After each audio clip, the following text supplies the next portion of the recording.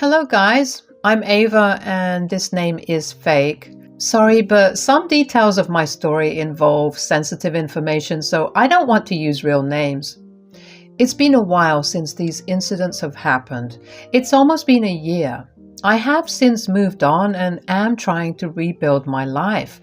But since I don't have a lot of people close to me, I needed to share my story somewhere. I guessed that you guys would be the perfect ones to share this with. My story is not about my mother-in-law. I never had a chance to meet my mother-in-law since my husband James grew up with his childless uncle and aunt. His parents died when he was young. James and I connected a lot on this fact. I too lost my parents when I was young, but I had a twin sister, Anna, unlike James, who was a single child. While James had a strong support system with his aunt and uncle, I didn't have that. My grandma looked after me and Anna, but wasn't very present for us. Anna, my twin, was always a bully to me, and my grandma never stopped her. Anna tormented me regularly to prove that she was the better twin. I often questioned her as to why she was so mean to me after she betrayed me by sleeping with my first boyfriend. I said, "Why do you hurt me so much, Anna? You have always been abusive towards me when we were children. Now you are going after every boy I like and sleeping with them. Hell, you destroyed my first ever relationship. Why do you do this?" "I hate you, Ava. I can't stand the fact that there is someone who looks like me. I want you to remember that even though we are twins, I am the better one. That's why every boy chose me over you. You are nothing but a cheap copy of me." "How can you be so cruel to your own sister, Anna? I'm your family. I love you. I never hold grudges, but you just refuse to change. How long will you continue to torment me?" Anna didn't answer and simply laughed at me while I cried my eyes out. She never stopped. She went on to steal all the boyfriends I had and the men I liked. The only one she couldn't steal was my husband. Actually, I was so scared of introducing James to her that I didn't do it until we were engaged. My fears were not unfounded. Anna started to hit on James from the first day itself. Thankfully, James ignored her. To be honest, Anna is a big pick-me girl. That's why she doesn't have a lot of friends and never has meaningful relationships. Plus, she was busy going after my guys to find a man for herself. Anyway, since James ignored her and kept her at bay, I thought that I had finally found a loyal man. Well, I was wrong. James and I got married and lived comfortably for 2 years. Now, this was probably because my evil twin sister was working in another city back then. But as soon as she was back, there were problems. She started to send inappropriate texts to James and even tried to go out with him without me. James had a hard time sidestepping her. I called her up numerous times to warn her and put some sense into her. I said, "Anne, you need to stop being so freaking desperate. James is already tired of your shit and so am I. You need to stop trying to mess with James. He won't give in like the other men I was with." "What's the matter, sis? Are you scared or something?" "I'm just trying to be friendly with James. It's not my fault that he keeps thinking of it inappropriately. I guess James is not as invested in you as you thought." "I have seen your texts, and you were downright provocative, Anna. You sent him inappropriate texts. There was nothing innocent about it. Don't make my life difficult, Anna. I'm trying hard not to cut you off." To be honest, James had told me numerous times to cut her off. I didn't have much contact with her except the occasional hellos and stuff. Going no contact was not an option for me. She was the only family left since my grandma died when I was in college. I didn't want to abandon her. She was my sister after all. I guess that was my biggest mistake. I should have gotten rid of her sooner. The major incident with Anna happened at a friend's anniversary party. At that time, James and I were going through a big marital problem that I will reveal later. The problem was so bad that I was considering divorce. James was trying his best to change my mind. Despite having a bad time, we still went to the party because of prior commitments. My sister Anna was also invited since they worked together in the same place. I really wasn't in the mood to see Anna, especially because she started to annoy me as soon as I arrived. She said, "I see that you and James are sitting separately. Something up, sis?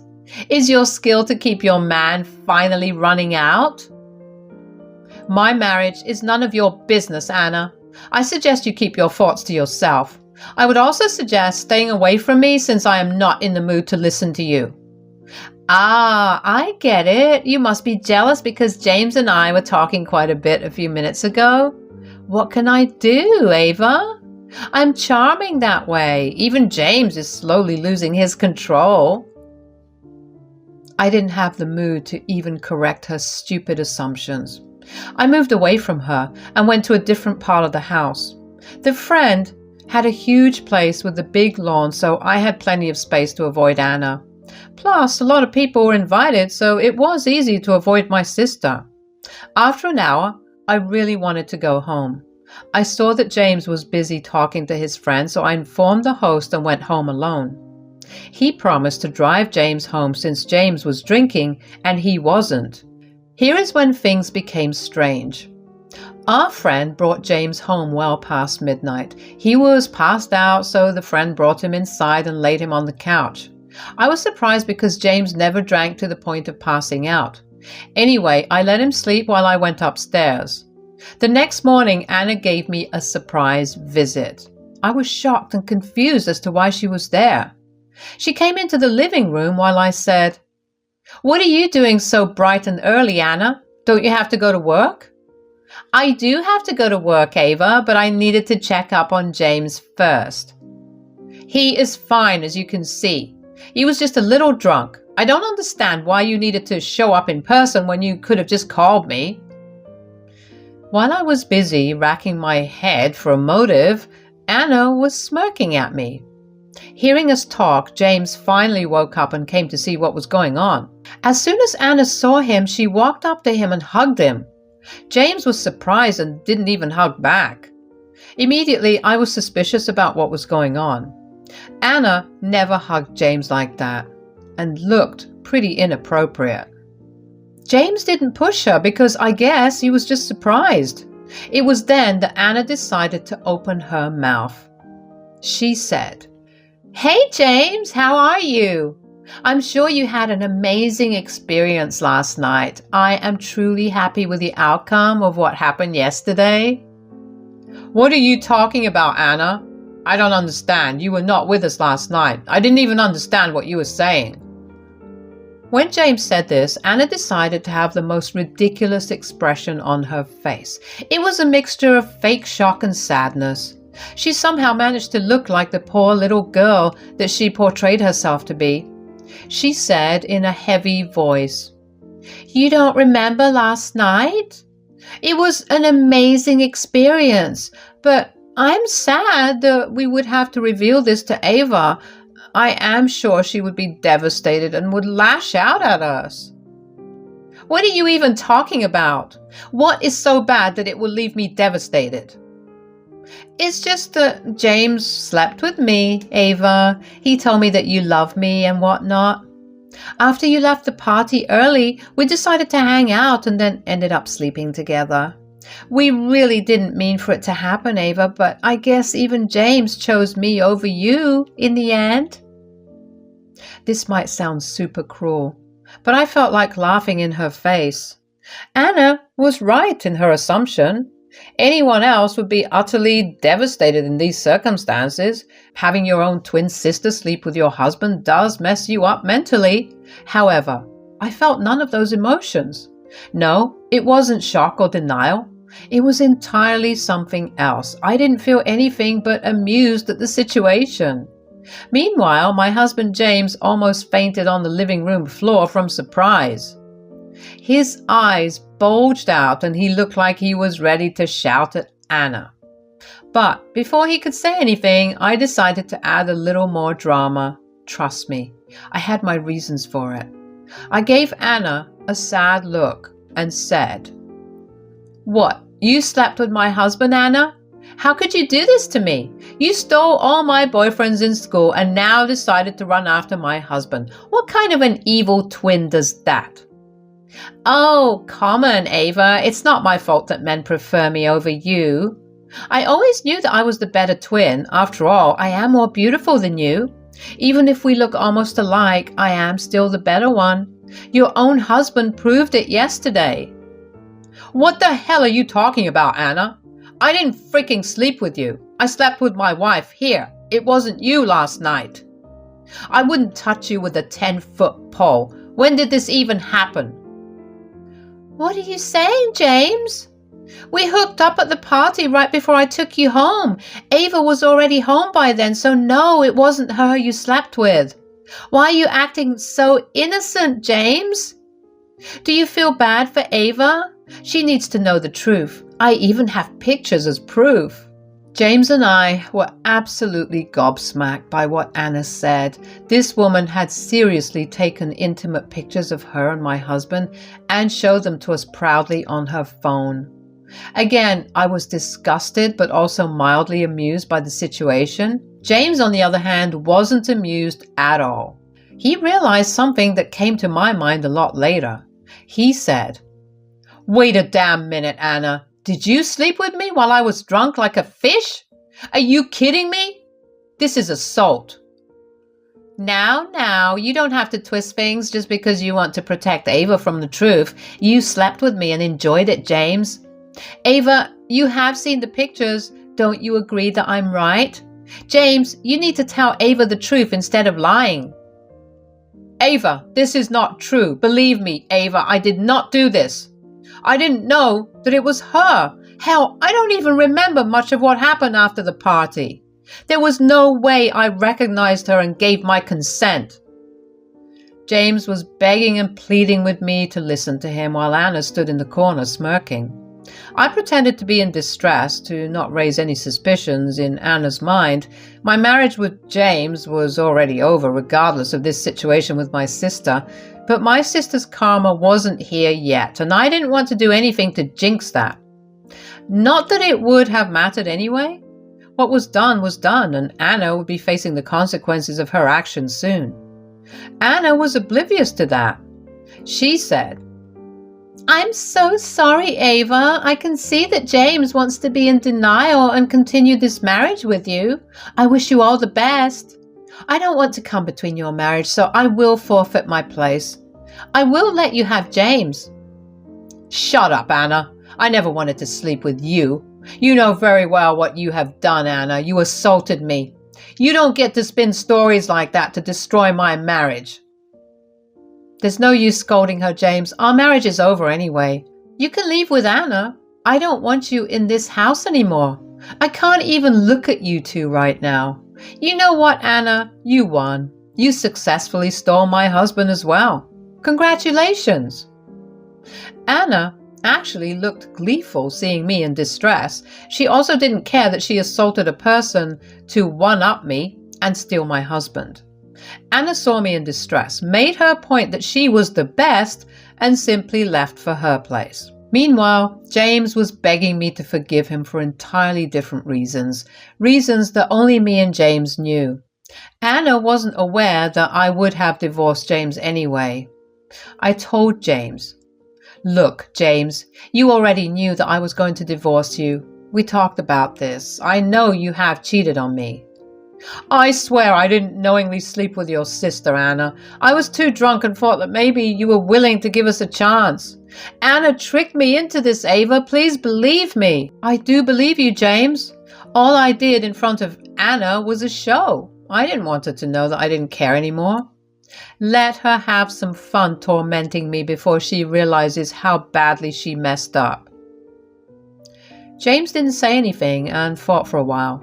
He couldn't understand what I was talking about, but when he did, he was surprised that my mind worked so fast. He said, "I see what you're trying to do. I understand it completely, but I am not lying to you, Ava. I really thought you were giving me another chance." "Sorry, but there is no way in hell I'm staying with you.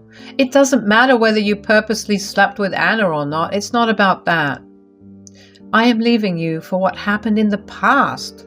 I know you are leaving me because I cheated on you with someone else and I contracted an STD from my mistress. Yes, my husband did cheat on me, but with a different woman. Me and James were already on the verge of a divorce when Anna stupidly decided to trap him. What she didn't know was that not only did James cheat on me, but he also contracted a bad STD from his mistress. Don't worry, it wasn't the fatal kind, but it was something that she couldn't get rid of very easily. That is why I felt like laughing when Anna boasted about sleeping with him. I am not going to lie. I felt rather proud when James repeatedly told Anna that he would never sleep with her on purpose. I did feel bad for James because he was taken advantage of, and I decided to let him know that. You are right. After I found out about the cheating, there was no way I was staying. Your disease just made things worse. But I must say that what Anna did was despicable. Maybe you should do something about it. Actually, yes, I will file a report for assault. I was pretty intoxicated and I am sure she mixed something in my drink. I think I will go to the cops now and get it reported. There is no way I'm letting Anna get away with this.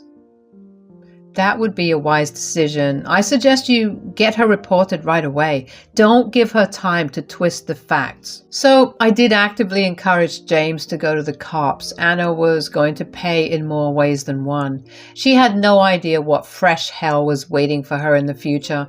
All I had to do was wait. Time wouldn't reveal everything to her. I wouldn't even have to move a finger. Karma would find her soon enough. Anna was arrested the very next day. James went to the friend to request CCTV tapes of his house to take it to the cops. The footage clearly showed Anna mixing something in James's drink and then taking him to a room while he was super intoxicated. James also clearly called her my name when talking to her. With all the evidence, Anna was immediately arrested from her freaking office in front of everyone. Everyone in her place of work now knew that Anna was a criminal. She was fired the same day, of course. She made bail and got out of prison since she had some money to her name. But her troubles weren't going to end anytime soon. It took her a week to call me crying. She said, "Ava, you need to help me. I need some money. I had to put my entire savings to make bail. On top of that, I found out yesterday that I got an STD. The treatment is expensive, Ava. It will land me in debt. I think I got the STD from James." No can do, Anna. There is no way in hell I would help you out in my life ever again. You are dead to me already. How can you be so selfish, Ava? You need to help me. Despite everything, I decided to tell you about the STD so that you can get tested as well. You should at least be thankful for that and help me out. Hearing this, I immediately started to laugh. Yes, I know it's rude to laugh at people when they are going through a difficult phase in life, but Anna has created this mess for herself and was fully responsible for what was happening to her. I had no reason to feel pity or sympathy for her when she tried to nuke my marriage and trap my husband. Now, she was back begging for help. I said, "Who are you fooling, Anna? You are not telling me about your disease because you are a good woman. You told me about it because you thought this would guilt me into helping you. Sorry to burst your bubble, but it won't work. I still don't help trash." How dare you laugh at me, Ava? How can you be so cruel? You were just mad and jealous that your husband chose me over you. You were mad that I stole your man. That's why you are not helping me. God, Anna, are you delusional or something? My husband called the cops on you. And no, you didn't steal anything. I was already going to divorce him because he cheated on me with someone else. And that's how he contracted the disease. Yes, I knew about it a long time ago.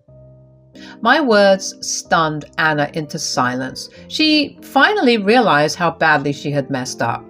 She had landed in her own trap. Instead of hurting me or breaking up my marriage, she nuked her life instead.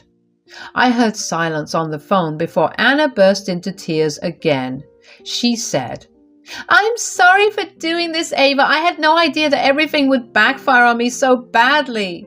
Yes, your husband thought that I was you. Yes, I trapped him. I was always jealous of you, and that's why I did it. But my tears are genuine, Ava. If you don't help me out, I will go to jail and drown in debt. And that will be exactly what you deserve. All these years, I didn't cut you out of my life because you were the only family left for me. I helped you out whenever you needed and looked past everything you have done to humiliate and hurt me. But I won't be a doormat anymore. I won't help you out." "Ava, please don't say that. I'm still your family. I'm so sorry for everything, Ava. I messed up and now I'm already paying a huge price for it. Please, Ava, don't abandon me. I have no one else. Please." Anna kept crying and begging me for forgiveness. I could understand why. I knew her finances well enough, and I also knew that she was now broke as shit. Plus, James was going to pursue the case till she went to jail. He was adamant that he wanted her to pay, and I support his decision completely. With lawyer fees, court fees, and medical bills, Anna would be down in a pit of debt. I highly doubt the debt would vanish even after she gets out of jail. I will not lie to you guys, it was pathetic hearing Anna cry, but I didn't feel any sympathy for her at all. Years of abuse and hurt destroyed any feelings I had for Anna. She felt like a stranger to me. I listened to her whine and cry for a bit before hanging up. I did tell her I didn't want her contacting me again. I blocked her from all places after sending her a message that I didn't want her to contact me. I also said that if she continued to harass me, I would file for harassment. I guess the threat of another lawsuit shut her up. So let me tell you what happened in the next few months. I filed for divorce from James as promised. He was actually civil about everything, even though he was sad about the divorce. I did give him some credit because he had confessed about his affair to me to avoid giving me the STD. Still, I didn't have any feelings left for him to stay in the marriage. Since James is rich, I got a hefty settlement. I took that opportunity to move states to be away from all the drama. Last I heard about Anna, she is looking at jail time. Since she used drugs to trap James, she is being charged with a level 1 felony. She will be in jail for a while. I have already made up my mind not to get in touch with her again. I am finally starting my life afresh and want to move on from all the things that were toxic in my life so far. I hope you guys wish me luck so that I never have to be in this situation again. Hi everyone, this is Tina. My life was seemingly perfect before I got married. I had a decent job and was all set to marry the man of my dreams. Let me give you some details about me. It will help you understand my story better. I belong to a middle-class family. We had a good life with a quaint house in the suburbs. My life changed for the worse when I lost my parents after my high school graduation. I still blame myself sometimes, but with therapy, I have almost come to terms with it. After my parents passed away, I was brought face to face with reality. They did have a college fund for me, which I needed to use for funeral expenses. There was not much in savings because they had just purchased the house. So my dream of going to college ended there. I was left to fend for myself while also grieving my family. It pains me to even think of that time. I worked my butt off doing minimum wage jobs before landing a job as a receptionist. When my life was a little more stable, I met Jaden. I actually met him through a dating site and we quickly became close. He had a sister his age named Vienna. Vienna and I would go on to have an amazing friendship that is still the same even today. While his sister loved me a lot, his mother didn't.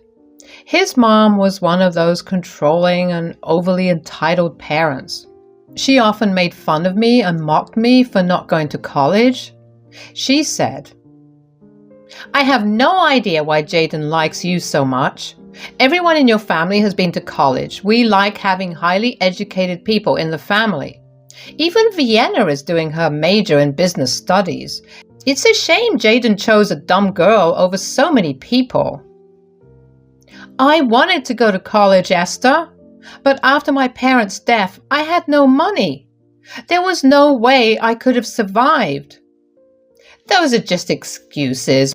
My son and daughter both took out student loans to go to college. They didn't take the easy way by doing lowly jobs and ruining their lives. I didn't ruin my life, Esther. I worked a decent job and managed to stay afloat even after getting orphaned at 18. And I am helping Jaden pay back his debts by contributing more to the household. Around 1 year of dating, Jaden had suggested that he move in with me. His student debt was crippling him and he needed to cut down on his expenses.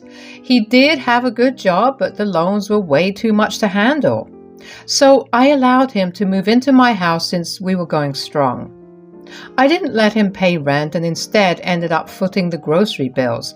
I also dipped into my savings to get his car fixed. He only paid towards his debts and gave money to his mother.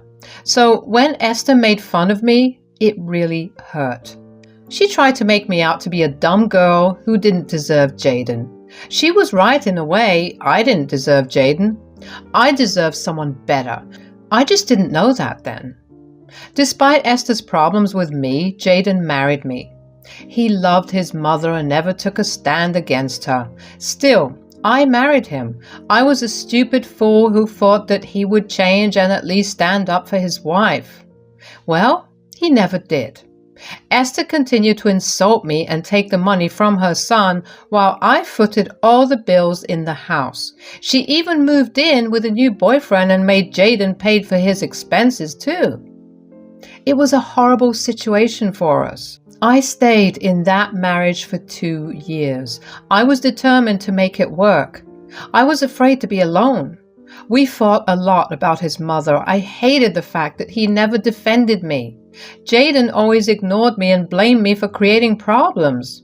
There is one other thing that we constantly fought about. Since Jaden was stuck paying his debts and helping out his mom, we would have to wait a long time to have a child.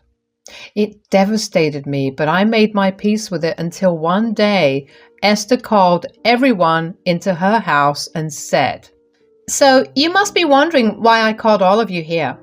Well, I am pregnant. You will have a new sibling soon. I am having a baby boy." "Wow, that's good news, Mom. Congratulations." "You have to be kidding me, Mom. What were you thinking? You don't work and your boyfriend doesn't give you any money. How will you support this child?" "Vienna, this is a miracle child. You know I always wanted a third child, but never had the chance. I finally have my dream come true. Don't be so cruel. You were barely a good mother to us, Mom. Do you think you are an expert at raising children? This is not a freaking hobby. Who the hell will support you? I want no part of this. I'm telling you right now." "Don't be such a witch, Vienna. We will all pitch in to help. This child will be special and won't have to ask for anything. I am confident Mom will be able to do it." I stayed silent because I didn't know what to say. I won't lie, but I felt like this was a slap in my face, and I agreed with what Vienna said. Esther depended on her children for everything, and now she was adding another member to our lives. Surprisingly, the father of the child wasn't in the house, which was very concerning as well. Somehow, I had the feeling that I was about to be in big trouble, and I was right. The next day, when I returned home from work, I found both Jaden and Esther waiting for me in my living room. I had no idea that Esther was coming to visit. I greeted them and they told me to sit down. Jaden said, "We have to talk about something, Tina. It's very important, so we need you to listen very carefully." "What is it, Jaden? What's the matter?" You need to take a second job. Our expenses will increase a lot in the coming years. What? Why? Are we making any big purchases or something? No, we will be taking in my mother and my new brother. Guys, at this moment, I felt like I was having a nightmare or something. My husband said this with a straight face, and my mother-in-law nodded with him. They looked at me as if it was their birthright to demand food and board from me, as if they are both entitled to my money. I wished that it was a bad joke, but no one laughed, and there was no hint of a smile either. After a while, it became awfully clear to me that they were not joking after all. I blinked a couple of times and said, "Let me just summarize this again. You two want me to get a second job so that I can take over the responsibility of Esther and her new baby?" "That's right, Tina." "Oh my God, finally you have got this one right. You are not that dumb after all. What you said is exactly what we want." "And what if I don't agree to this ridiculous request that feels more like an entitled demand?" "You have no way to say no, Tina. I already told Mom that she can move in with us. The baby will be here in a few months, and there are a lot of expenses before that."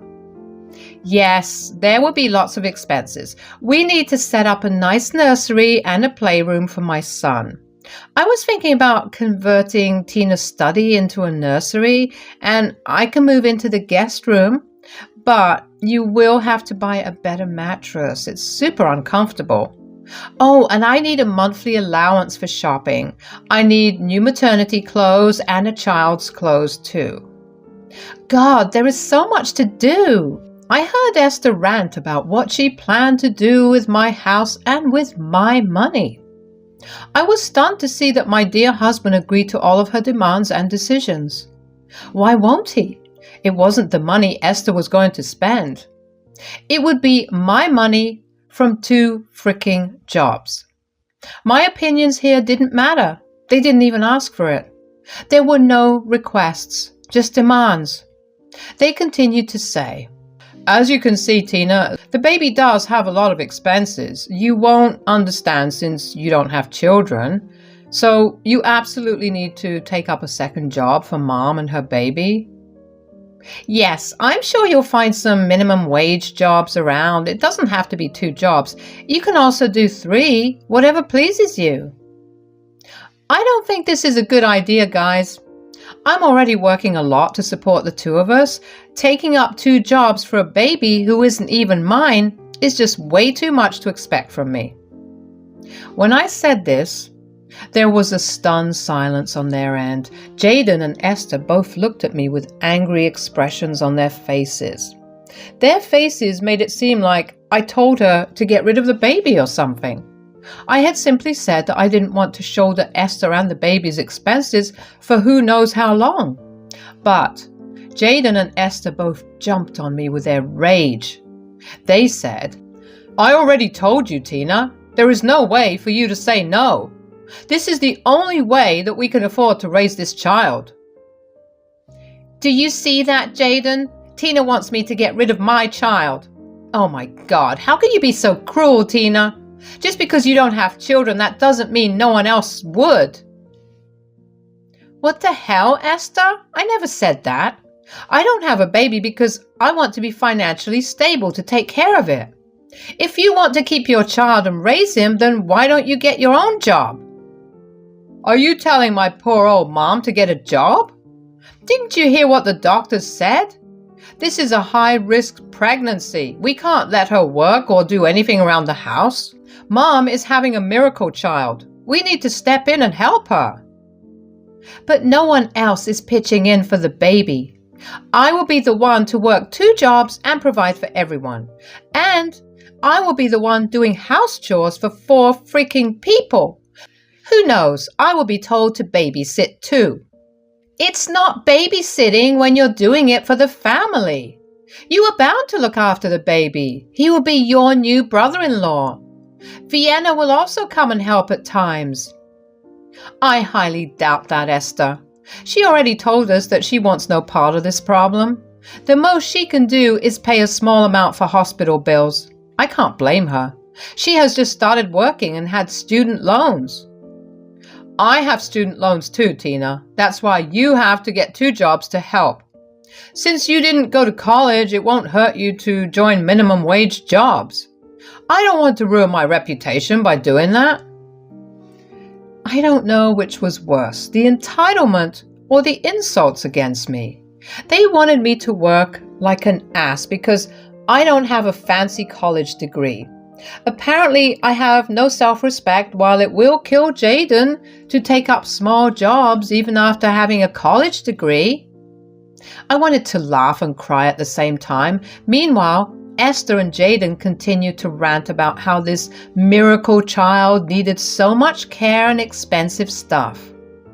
My head was spinning, and I didn't know what to do. I decided that I needed to talk to Jaden separately, so I asked Esther to sit in the living room while I talked to Jaden privately. She protested, but this time I wasn't having it.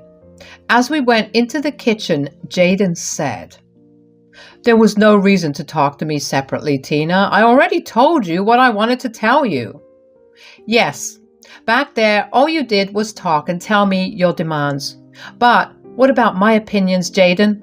Why didn't you consult me before deciding on your own?" "I didn't decide on my own. Mom was there to help me." "Really, Tina, this is the only way there is. We already told you that."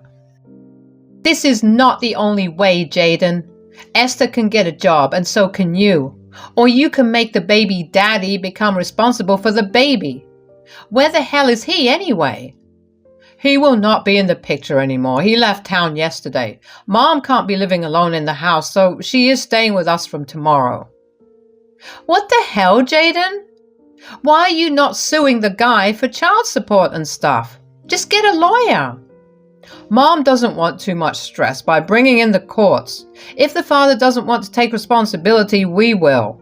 We are her family after all." "You can't just say that, Jaden. I need time to at least think about it. You can't expect me to shoulder 2 new people in the house. What about our child? This will push back our timeline even more." "God, you are so selfish, Tina. It won't kill us to have kids later in life. This will be the last chance for Mom to have a baby. You know how obsessed she is with children. Don't be so selfish, Tina. We need to band together for this miracle child." "This might be a miracle for you, but it's a nightmare for me, Jaden. I am not being selfish. You are being the selfish and entitled one. Please, just give me some time to think about this." Jaden didn't say anything more and returned to the living room. There he was whispering and laughing with Esther on the couch. Meanwhile, I was freaking out with anxiety and paranoia. I really didn't want to be stuck looking after my mother-in-law and her newborn child. I saw no hope in this situation. So I went to my room, closed the door, and called Vienna. I knew she would understand the situation. I called her and told her everything. She said, "See that, Tina? This is why I told you not to marry my brother. He is nothing but a loser and a mama's boy. God, I can't believe they went this far. Their entitlement has truly gotten out of hand." "What do I do, Vienna? Just thinking about the future is making me nauseous. I don't want to do this, Vienna. I'm tired of Esther and Jaden. I feel humiliated. Jaden even pushed back our timeline to have kids because of Esther." "I can understand your pain, Tina, but you need to be strong. There is no way I will allow you to bend to their will. You need to reevaluate your marriage and see what you want to do. There is a reason why I have low contact with my family. It's time you stand up for yourself too." Vienna's words sparked something in me. It was true that Jaden never thought about anyone but himself and his mom. Hell, he didn't even care about his own sister. All these years I put up with Esther and Jaden did nothing to help. I let him take advantage of me for years. Now he was choosing his mom and new brother over me and our future child. I knew that it was the end of my marriage, but I had a hard time coming out of denial. The next morning, Esther happily moved her stuff into my house. There was a moving truck and everything in sight. I was at work when it happened and found out when I came home. Esther was on my couch smirking at me and sipping on her milkshake. I was furious and went to my room to confront Jaden. I said, "What the hell, Jaden? I only asked for a few days from you. You didn't even give me that. Have you no regard for my feelings?" "Your feelings here don't matter, Tina. My mom and her baby are more important. Their well-being is more important. What will you think about it anyway? I told you this is the only way. If you want to stay with me, you need to do this." So, that is your final decision, is it? You won't change your mind and won't even consider my feelings. Okay then. You want me to get a second job? Sure, let's do it. The baby and your mom do matter more to you after all. Jaden had his head in the clouds. He thought that I had finally stopped throwing tantrums and agreed to his decision. He hugged me and told me that he was proud of me. Then he went to spend time with his mother. I smiled at them and went to my room. I was going to get a second job after all. I may not have a college degree, but my years of experience mattered a lot. So I was actually able to find a managerial position at a local store. It had night shifts, which meant it would fit in with my receptionist job just fine. I took that job and went for the interview the next day. I was hired, of course. I had worked there as an employee before. They knew me well. After getting the job, I went straight to a divorce lawyer. Yes, I was going to divorce that piece of crap. When I returned home, both Esther and Jaden swarmed me for information. What information, you may ask? Well, they wanted to know if I found a job or started to look for one. I told them, yes, I found a second job. It's a managerial position, so it pays well. There will be no problems for me. That is good news, Tina. See, it wasn't that difficult now, was it? So, when will you get the first paycheck? I have a ton of stuff to buy. I need the money soon. When will you be able to give me money? I looked at them with a confused expression on my face. I pretended to not understand what they were saying at all. Yes, I have a flair for drama. I was so done with them that I didn't feel any emotion towards them anymore. I said, "Sorry, Esther, I don't understand. Why would I give you money?" "You can ask Jaden." "What? Why would she ask me? You took the second job to support Mom. You are the one who needs to give her money. You can give her some now from your first job as well." I never said that I got the second job for Esther. This has nothing to do with her at all. I took up a second job so that I could hire a lawyer. Why do we need a lawyer, Tina? I told you we cannot sue the father. It will be too stressful for Mom. We cannot risk that at all. The lawyer is not for Esther either, Jaden. The lawyer is for me. I will be filing for divorce. I have already talked to one, and I am also preparing an eviction notice. This house is not a marital asset, so I don't need to allow you to be here during the divorce. Plus, you earn more than me and have enough money to rent. You can move out within a month, and don't forget to take your mom as well. Hearing this, Jaden was shell-shocked. He went extremely silent, and Esther also did the same. The expression on their faces was super funny, but I held my laughter. I didn't want them to think that I was joking or something. After some time, Jaden and Esther started to shout at me, calling me names. They didn't like the fact that I talked about divorce and eviction. They thought that I was threatening them or something. That night, Jaden slept on the couch. The two continued to berate me throughout the week until the divorce and eviction papers arrived. That hit home the reality that I was truly kicking them out. Then they started to emotionally blackmail me. They said, "How can you do this to a poor child, Tina? I know that you hate me, but my child has done no wrong. Think about my poor child." I do feel bad for the child, Esther. He will end up having a useless mom and an equally useless brother.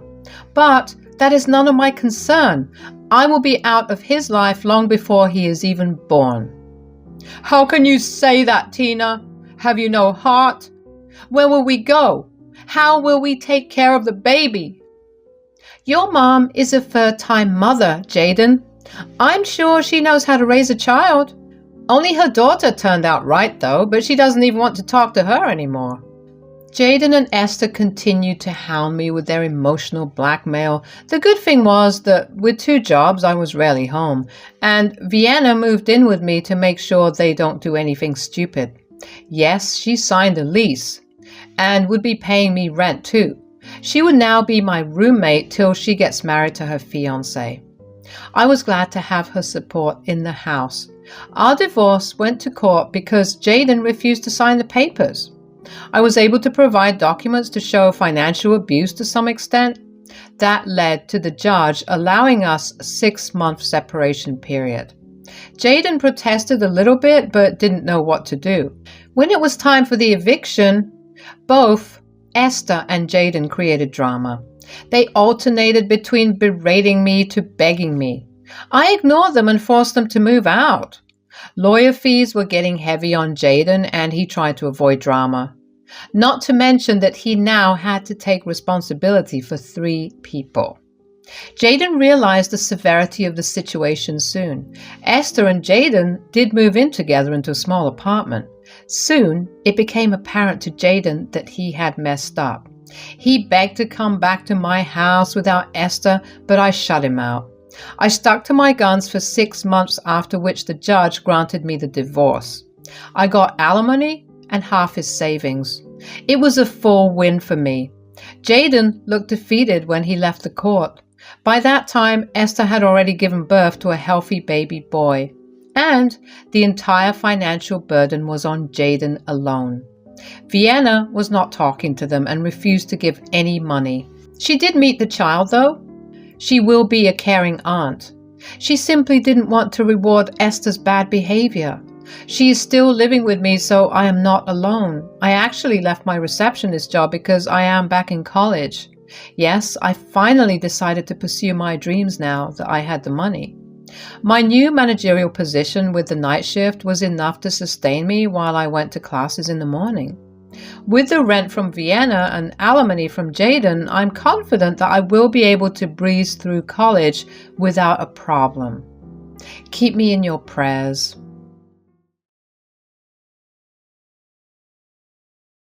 I'm Rita, and I'm 37. I've always been a firm believer in karma and doing right by others. I try to be a pacifist and avoid confrontation, believing that good actions lead to good rewards and good karma. But lately, that patience was wearing thin, especially when it came to my husband, Quincy. Things were great between us at first, but everything changed when we learned that I was infertile and couldn't have children. Quincy just seemed to stop caring about me. He started coming home drunk, picking fights for no reason, and then apologizing the next morning. It became a vicious cycle, and I was getting fed up. One evening, after another senseless argument, I finally decided to confront him. I couldn't take it anymore. I wanted answers, and I wanted to know why he was treating me this way. Quincy, we need to talk. What now, Rita? I want to know what's going on with you. What's going on with me? Nothing's going on. Leave me alone. No, I won't leave you alone. I can't keep living like this. You come home drunk every night and treat me like garbage. I don't deserve this. It's not like you're any fun anymore, Rita. You can't even give me a child. What good are you? His words hit me like a punch to the gut. I had hoped that he would be supportive and understanding, but instead, he was blaming me for something beyond my control. Infertility is not my fault, Quincy. It's not something I chose, and I can't believe you're using it against me like this. I'm sorry, okay? I didn't mean it. I'm just frustrated. You can't keep using that as an excuse. I'm also struggling. I'm also frustrated. But Quincy just brushed me off and stumbled off to bed, leaving me feeling even more hurt and alone. I knew I couldn't keep living like this. I had to find a way to stand up for myself and protect my own well-being. Over the next few days, I did a lot of soul-searching and talking to friends and family. I realized that I deserved better than the way Quincy was treating me. I deserved love, respect, and support, especially during difficult times like these. With a newfound determination, I decided to have another conversation with Quincy. I needed to be firm about my boundaries and let him know that I wouldn't tolerate being treated poorly any longer. Quincy, we need to talk again. What now? I can't keep living like this. I deserve to be treated with respect and love, and I won't tolerate being belittled or ignored. Quincy seemed taken aback by my assertiveness, but he didn't say anything. I'm willing to work on our relationship, but we both need to put in effort, and if things don't change, I won't hesitate to walk away. For a moment, he looked like he might say something, but he remained silent. I could see the conflict in his eyes, but I knew that I couldn't back down. I had to stand up for myself and my own happiness. It was a roller coaster ride with Quincy. Sometimes things would improve between us and we'd have moments of happiness. But then it would all come crashing down again. It was like an endless cycle of ups and downs, and I felt so helpless. I tried talking to him about our issues, but the more I complained, the worse things seemed to get. It was like he didn't want to hear what I had to say, and it just made me feel silenced and invisible. I started noticing that he was working late more often, and it made me suspicious. When I asked him about it, he always had an excuse, saying that his boss wanted him to work late shifts. At first, I believed him. But then I found out that his boss was a woman, and alarm bells started going off in my head. I couldn't shake off the feeling that something was off. I started paying more attention to his behavior and noticed that he was being secretive with his phone, always keeping it close and never letting me see it. It made me feel like he was hiding something from me. One evening, while he was in the shower, I couldn't resist the urge to check his phone. I know it's not right to invade someone's privacy, but my gut was telling me that something was wrong and I needed answers. As I scrolled through his messages, my heart sank. There were flirty texts from a woman named Karen, his boss. My worst fears were confirmed. He was having an affair. I felt a mixture of emotions, anger, hurt, and betrayal. How could he do this to me? We were supposed to be partners, supporting each other through thick and thin, and yet he was sneaking around behind my back. When he came out of the shower, I couldn't look him in the eye. I knew I had to confront him about what I found, but I was scared of what he would say. So, like a fool, I kept it to myself. Yep, you heard me. I didn't confront him about it. I don't know why. I guess I was scared of how he would react. The cheating continued, and every time Quincy said he would be working late, I knew deep down it was just another lie. It broke me inside to know that he was still seeing Karen, even after everything we had been through. Months passed, and Quincy finally told me that he had something important to say. My heart sank, fearing the worst. He sat me down and said that I needed to move in with his mother, Johanna, because she was sick. Rita, there's something I need to talk to you about. It's important. All right, what is it now? My mother, she's been really sick lately, and the doctors say she needs constant care. I can't do it myself because I'll be too busy with work. I need you to move in with her and take care of her for me. Wait, what? Are you serious? You want me to leave our home and move in with your mother because you're too busy with work? It's not like that, Rita. I just can't handle it all on my own right now. You know how demanding my job is. So what? You expect me to drop everything and take care of your mother while you go off and do whatever you please? No, it's not like that at all. I just thought you would understand and want to help. She's your mother-in-law too, after all. Yes, she is, but that doesn't mean I have to be the one responsible for her care all the time. What about you? Aren't you supposed to be her son? I am, but I have so much on my plate right now. I can't handle it all. I thought you would be more understanding. Understanding? I've been understanding for so long, Quincy. I put up with your behavior towards me. I've tried to be patient and supportive, but I can't do this anymore. I'm tired, and I can't keep pretending everything is okay.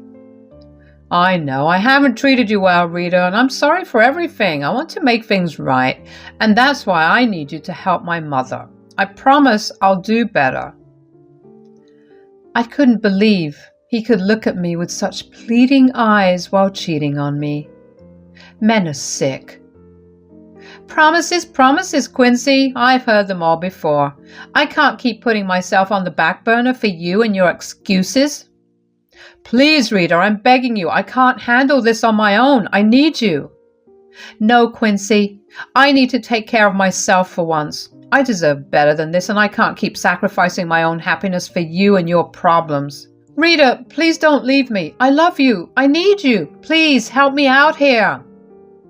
I was skeptical, to say the least. It felt like another excuse to push me away. But I loved and cared for Johanna, and I didn't want her to suffer, so I agreed to go live with her. At first, I thought maybe this would be a fresh start for us. Perhaps taking some time apart would help him realize what he was losing. But deep down, I knew it was wishful thinking. Quincy had already shown me who he truly was, and no amount of distance would change that. Living with Johanna was challenging, but I did my best to take care of her. It was heartbreaking to see her in pain, and I wished Quincy would be there for her too. But he was always too busy, wrapped up in his own world of cheating, no doubt. What a terrible son, refusing to take care of his mother because he wanted to get his fix. How disgusting. So, it had been 2 months since I moved in with Johanna to take care of her. She was such a sweet and kind old lady, and we got along really well. She was tough as nails and never took anyone's BS, but she had a heart of gold. During my time with her, she would often ask why Quincy wouldn't come to see her. I had been making up excuses, not wanting to expose the truth about his cheating and hurt her. I didn't want to break her heart, especially when she was already battling sickness. One day, Johanna was bedridden and barely speaking. I could see how much weaker she had become. But then she looked at me with those wise eyes and asked me to tell her the truth. Rita, my dear, there's something you've been hiding from me. I can see it in your eyes. What is it, my child? I took a deep breath, feeling a lump in my throat, and finally mustered the courage to speak the truth. Johanna, I haven't been completely honest with you. It's about Quincy. He hasn't been treating me well, and he's been cheating on me. Johanna's eyes widened, and for a moment there was silence in the room. I could see the pain and anger flicker in her eyes, but she remained calm. Oh, my dear Rita, I had a feeling something was wrong, but I never expected this. I'm so sorry you've had to go through this. I didn't want to burden you with my problems, Johanna. You've already been through so much. Sweetheart, you're not burdening me. You're family, and families should share their burdens and joys. Now, tell me everything. And so I poured my heart out to Johanna. I told her about the countless nights Quincy came home drunk, berating me for things I hadn't done.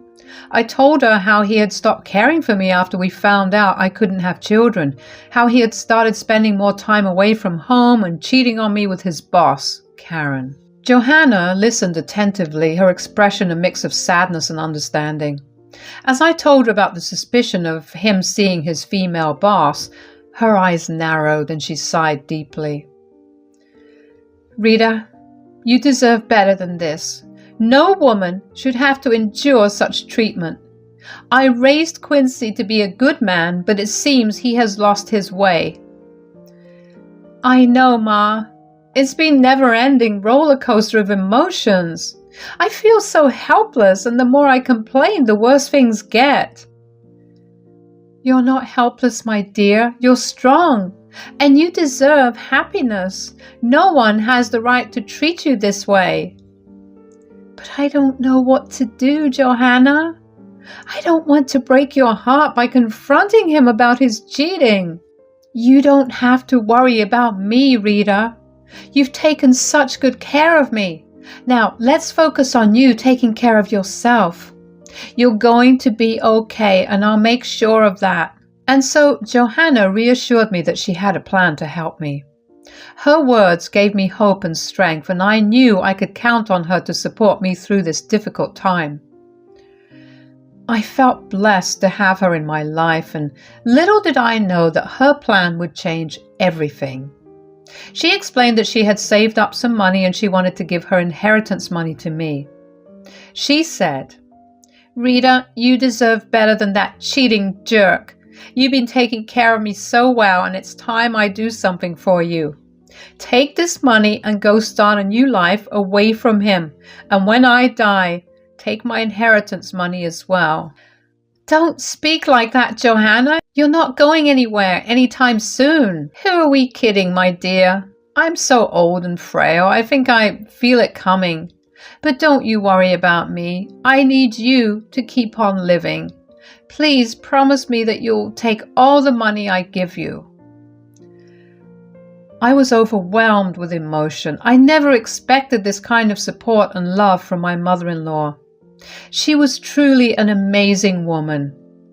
Johanna continued, You're a strong and smart woman, Rita. Don't let him bring you down.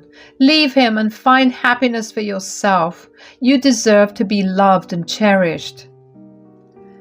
Her words touched my heart, and I knew she was right. I couldn't keep living like this, chained to a man who didn't value me. With Johanna's encouragement, I found the courage to make a change. After Johanna had shared her plan with me, I couldn't believe the kindness and love she had for me. She wanted to change her will, making me the sole beneficiary of her estates and inheritance, which was worth $500,000.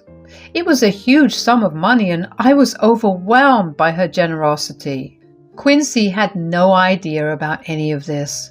He remained in the dark while Johanna and I took care of the necessary changes. It felt good to have something for myself, something that was mine, especially after enduring the pain he caused me.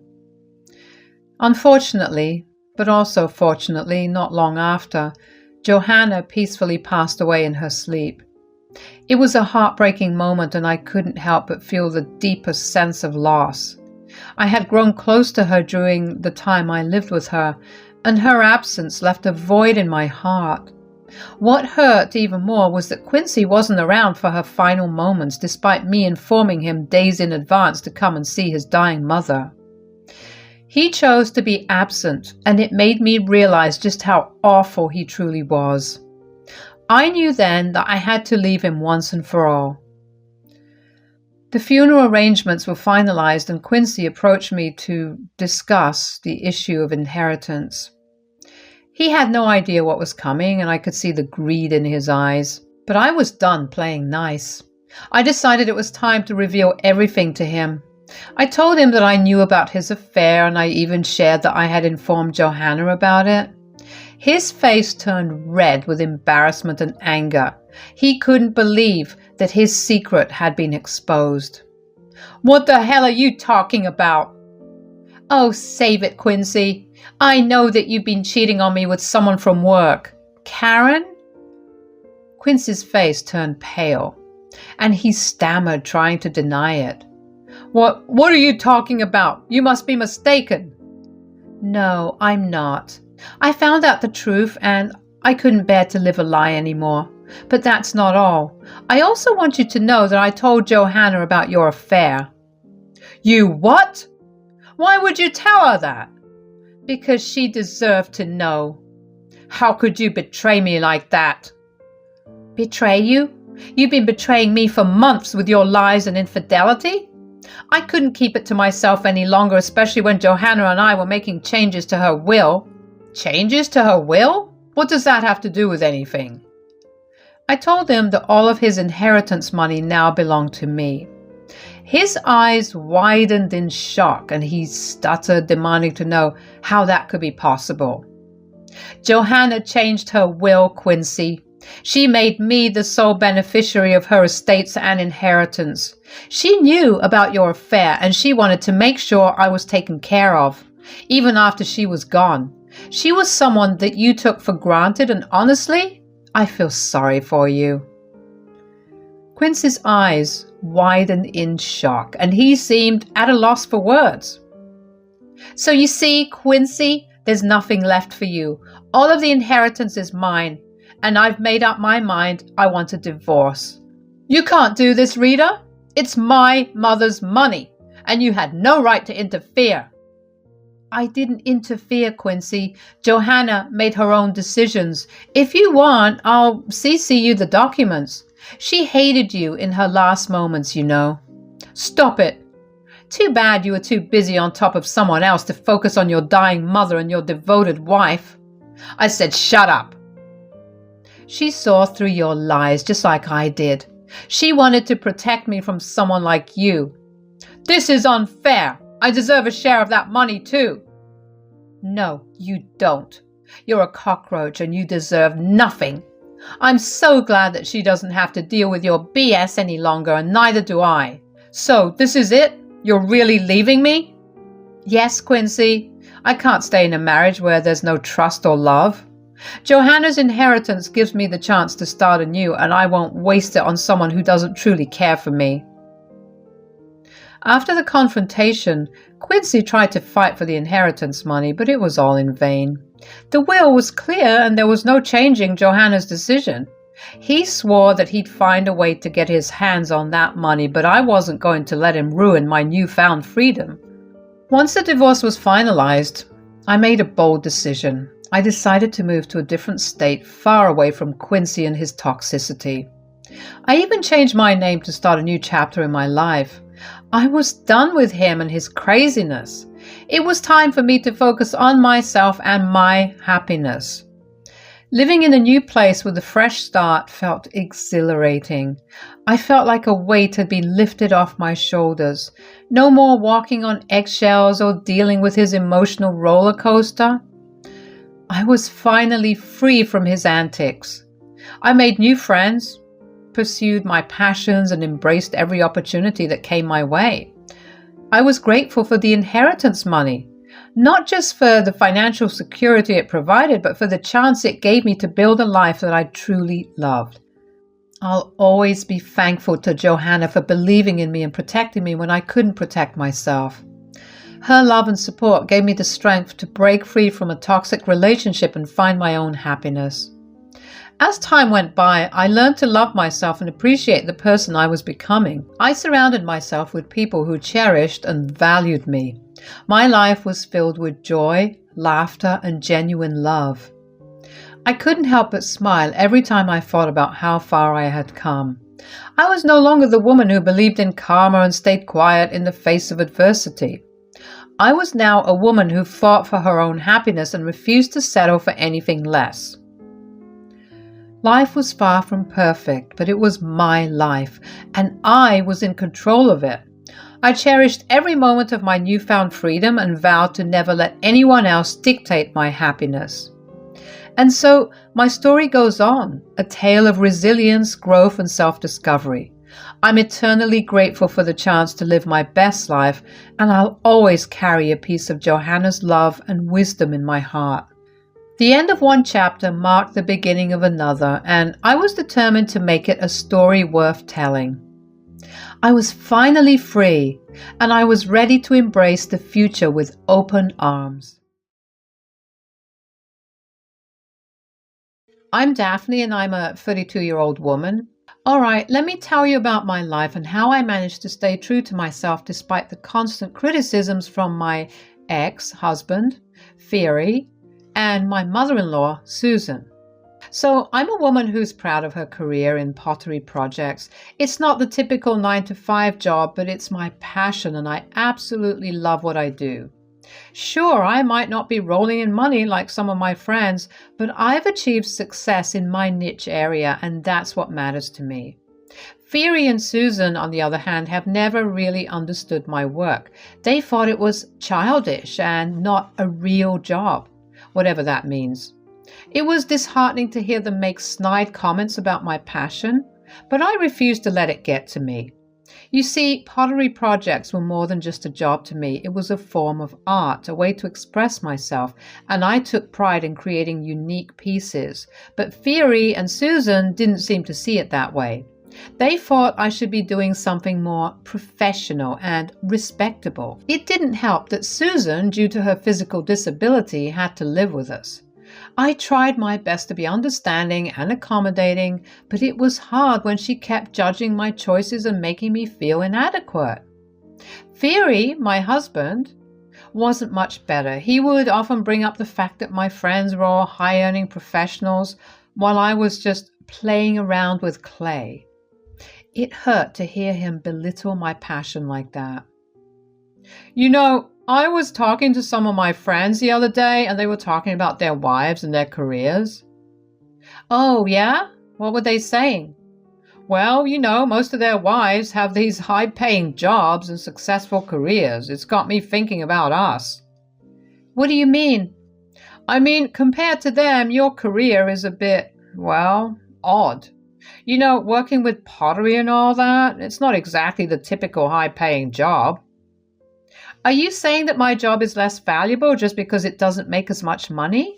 No, that's not what I meant. I just meant that, you know, it's a bit embarrassing sometimes when people ask what you do, and I have to tell them you're a potter. Embarrassing? You're embarrassed by my passion and my hard work? No, it's not like that. I'm proud of you and what you've achieved. It's just that sometimes I wish you had a more conventional job, you know. So you're saying that you'd rather I give up my passion and do something I don't love just to fit into your idea of a perfect wife. I just wish people would see how amazing you are and not judge you based on your job. But you're the one judging me, Theory. You're the one who's embarrassed by my career. I guess I just wish people would see it the way I do.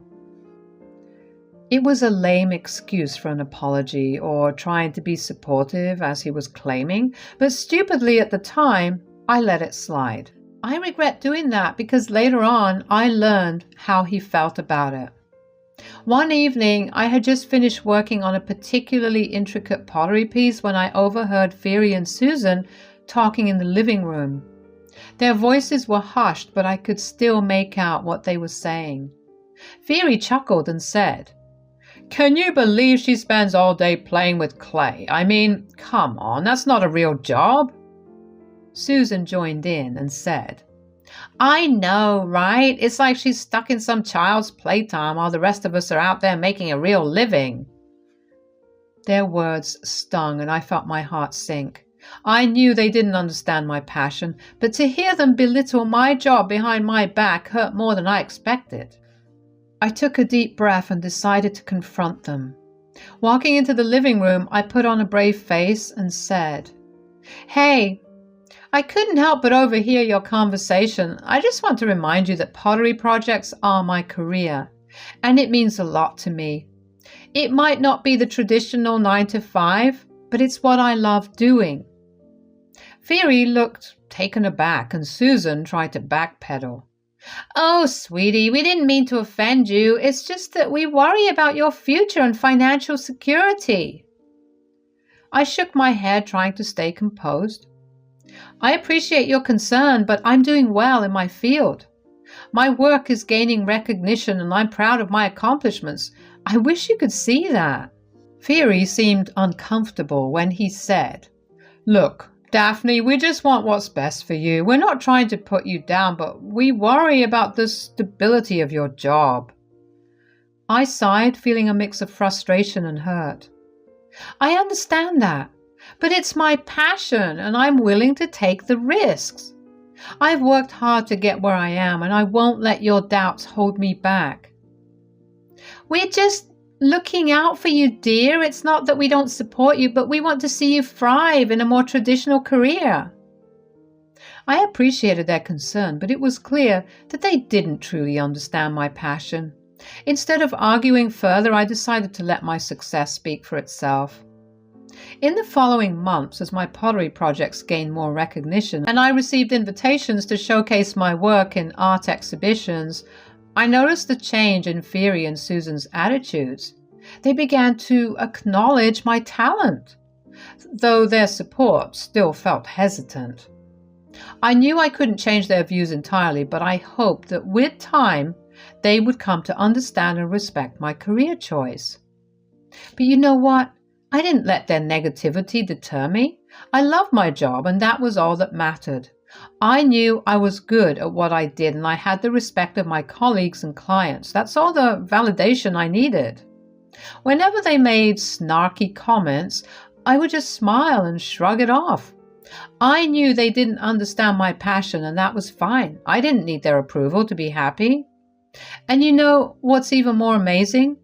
My pottery project started gaining more recognition. I started getting featured in magazines and art exhibitions. My unique style and authentic approach to my work were finally getting the attention they deserved. Of course, Fieri and Susan couldn't ignore the success forever. They might not have fully appreciated my work, but they couldn't deny that it was bringing in money. And that seemed to be the only thing that made them somewhat okay with my career choice. As the years went by, I continued to excel in my field. I learned to tune out their negative comments and focus on what truly mattered, my passion and happiness. It wasn't always easy, but I was determined to stay true to myself. I had my ups and downs, but my dedication and hard work paid off. I was able to carve a niche for myself in the pottery world, and I couldn't have been prouder. Well, guess what, folks? All of my hard work and dedication paid off. Oh man, let me tell you what happened next.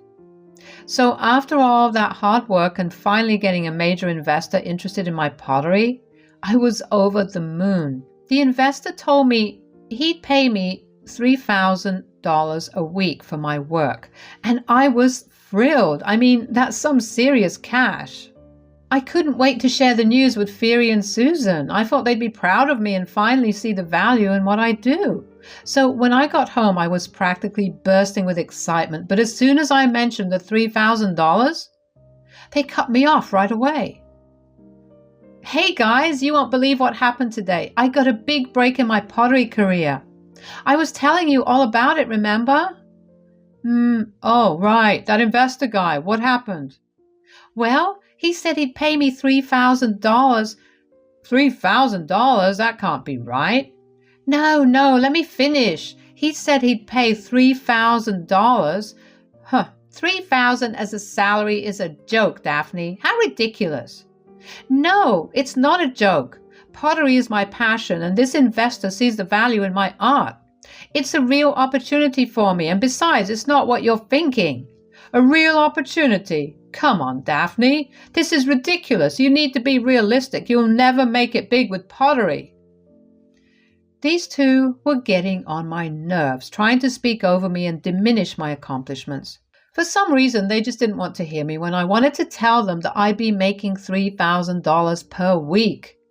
They kept cutting me off. But now that I had ground their gears, I wanted to hear how they felt. They assumed it was my monthly or yearly salary or something, and boy, were they not impressed. They started shouting at me, telling me that my job was stupid and useless. Can you believe that? It was like a punch to the gut.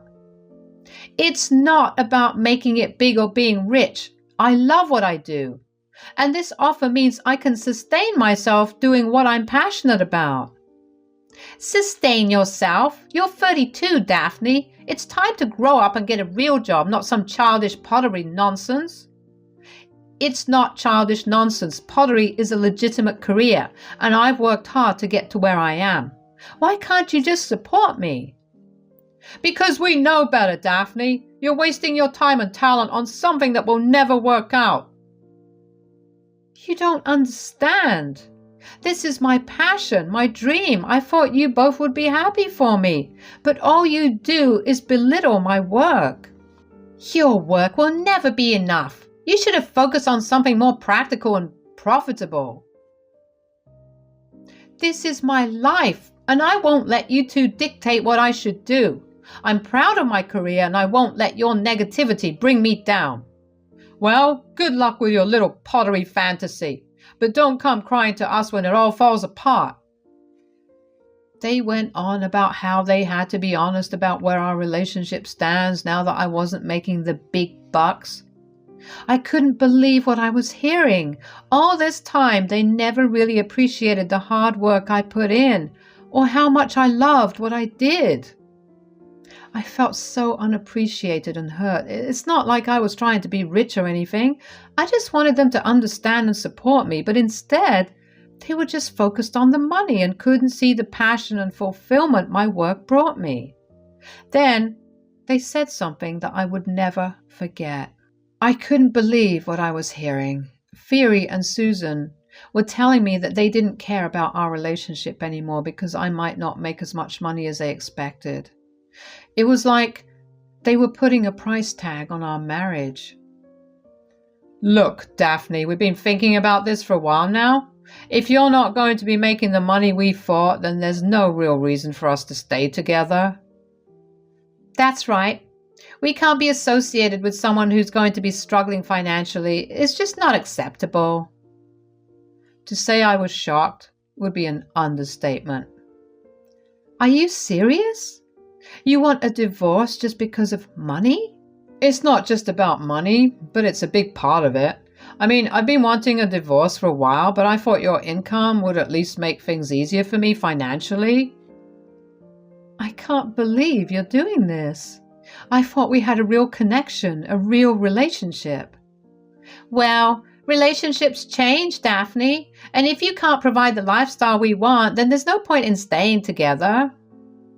So, it was all about money for you two? You never really cared about me, just what I could bring to the table? I mean, it's not the only factor, but it's a significant one. I can't believe I married someone who values money more than love and connection. I'm disgusted. Love doesn't pay the bills, Daphne. You'll understand that one day. Well, I'd rather have love and passion for my work than a marriage based on materialism and greed. Fine, have it your way. I'll file for divorce and we can all move on with our lives. Good riddance, Brokey. As Fiery and Susan left the room, I felt a mix of emotions. I was hurt, angry, heartbroken, but I also felt a sense of relief. I realized that I deserved better than to be with someone who only cared about money and didn't appreciate me for who I truly was. It was time for me to focus on my career and my passion and surround myself with people who truly valued and supported me. As painful as it was, this divorce was a chance for me to embrace my authentic self and find happiness on my own terms.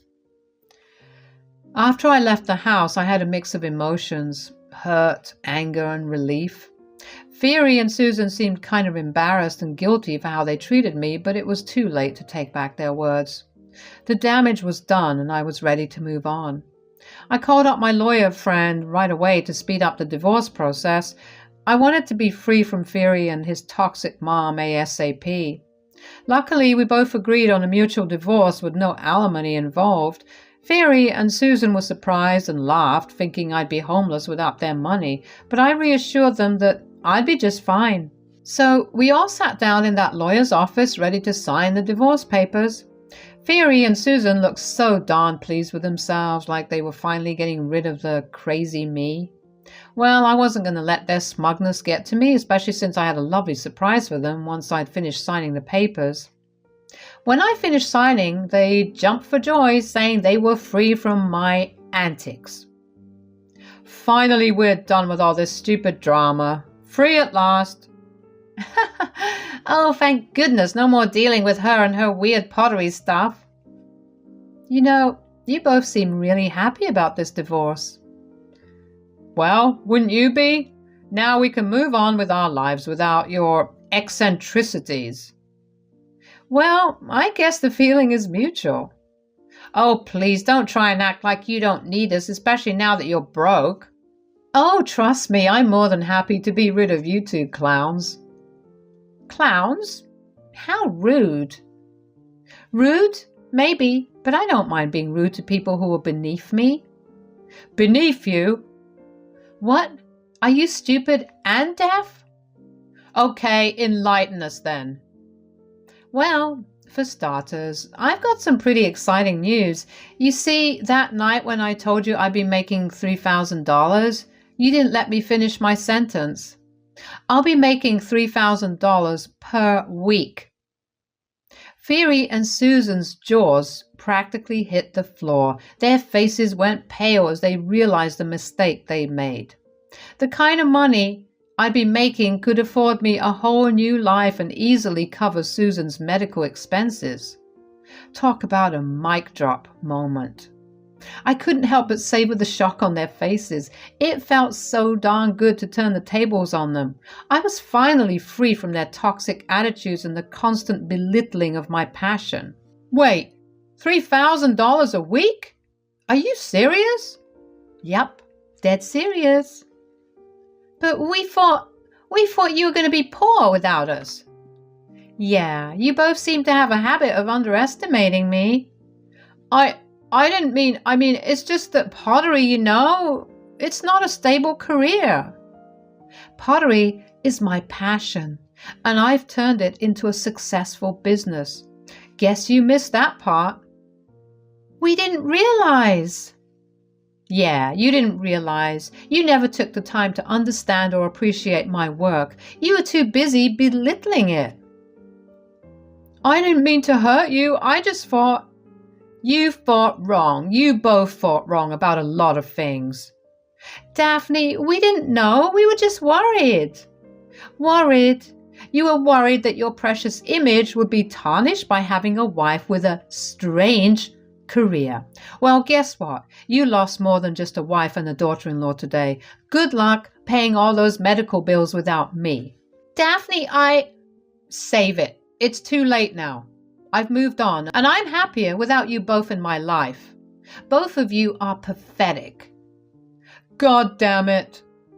Fiery and Susan exchanged glances, looking regretful for their actions, but I had already made up my mind. Even if I changed it, the divorce papers were already signed.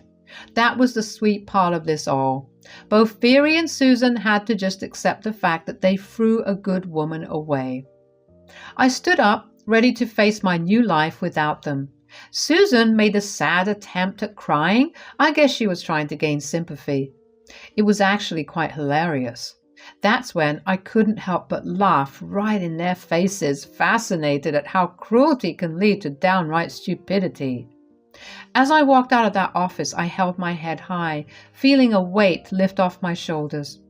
I was ready to embrace my new life, one where I wouldn't be dragged down by their negativity. And you know what? Life without Fiery and Susan turned out to be pretty damned amazing. I focused on my pottery work, pouring my heart and soul into it, and you know what they say? Do what you love and the money will follow. Well, it sure did for me. My pottery project started gaining traction and I started getting more and more clients. That $3,000 per week turned out to be just the beginning. I was earning even more than that, and I was damn proud of it. I moved into a cozy little apartment, and I finally felt at peace. I surrounded myself with supportive friends who appreciated my work and encouraged me to keep going. Meanwhile, Fiery and Susan were left to deal with the consequences of their actions. I heard through the grapevine that Fiery's finances took a hit because he squandered it on some shifty business deals. I guess he was trying to get rich quickly, and it didn't pay off. The sad part was that Susan was struggling with her medical bills. Part of me wanted to feel some satisfaction in their misfortune, but I realized that I had moved on from all that drama. I was too busy building my own happiness to waste any more energy on them. So the moral of the story is, don't judge a book by its cover. Just because someone's career doesn't fit your idea of success doesn't mean they aren't making bank.